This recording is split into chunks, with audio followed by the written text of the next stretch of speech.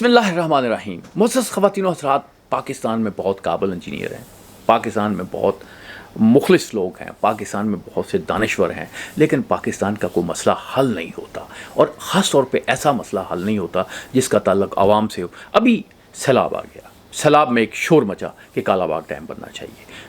میں نے اس معاملے کو بہت زیادہ اس میں ریسرچ میں تو نہیں گیا، لیکن میں موٹی موٹی بات آپ کے ساتھ کرنا چاہتا ہوں کہ کالا باغ ڈیم جو ہے یہ ایک پولیٹیکل مسئلہ بن گیا. حالانکہ یہ ایک انجینئرنگ کا مسئلہ تھا، اس میں اگر کچھ مسائل پیدا ہوتے تھے تو انجینئرنگ کے ذریعے ان کو حل کیا جا سکتا تھا، لیکن نہیں. بات یہ ہے کہ یہ ہم دوسرے صوبوں کو، دوسرے لوگوں کو یہ سمجھانے میں ناکام رہے کہ یہ پانی یہاں جو اکٹھا ہوگا، اس کے بعد یہ پانی جب ریلیز ہوگا تو پھر کیا ہوگا. یہ کنٹرول جو تھا، اس پہ جو عدم اعتماد ہے صوبوں کے درمیان، وہ موجود تھا. اس لیے جو 3 صوبے ہیں انہوں نے اس کے خلاف قرارداد جو ہے وہ پاس کی، اور میں بھی ان کے ساتھ ہوں، اپنے صوبوں کے ساتھ ہوں، ان لوگوں کے ساتھ ہوں جو یہ کہتے ہیں کہ کالا باغ ڈیم نہیں بننا چاہیے. لیکن معزز خواتین و حضرات، میں کالا باغ ڈیم کے جو مخالفین ہیں ان کے اتنا خلاف نہیں ہوں. میں سمجھتا ہوں کہ وہ اپنی وجوہات کی وجہ سے، اپنے تحفظات کی وجہ سے یہ فیصلہ کر رہے ہیں، اور میں اس فیصلے کو درست بھی نہیں سمجھتا. لیکن میں پھر بھی ان کے ساتھ کھڑا ہوں کہ وہ ہمارے بھائی ہیں، وہ صوبے ہیں، ان کی اپنی ترجیحات ہیں، اس پہ توجہ دینی چاہیے. لیکن میں سب سے زیادہ مجھے جو حیرت ہوتی ہے، جو کالا باغ ڈیم کے حامی ہیں، انہوں نے پاکستان کو سب سے زیادہ نقصان پہنچایا.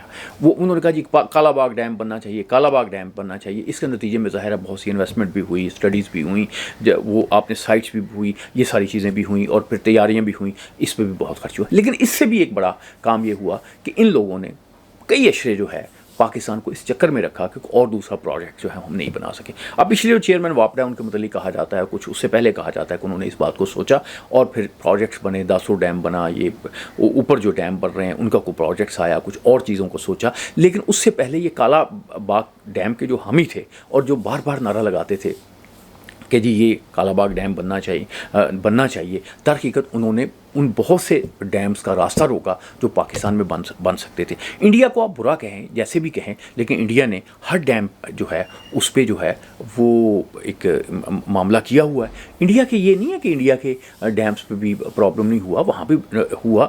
وہ ایک اروندھتی رائے ہے، خاتون ہے مشہور، جو انڈین ایک رائٹر ہے، دانشور ہے، تو اس نے تو ایک کمپین چلائی تھی کہ جس سے انوائرمنٹ جو ہے وہ خراب ہوتی ہے ایک ڈیم کے خلاف.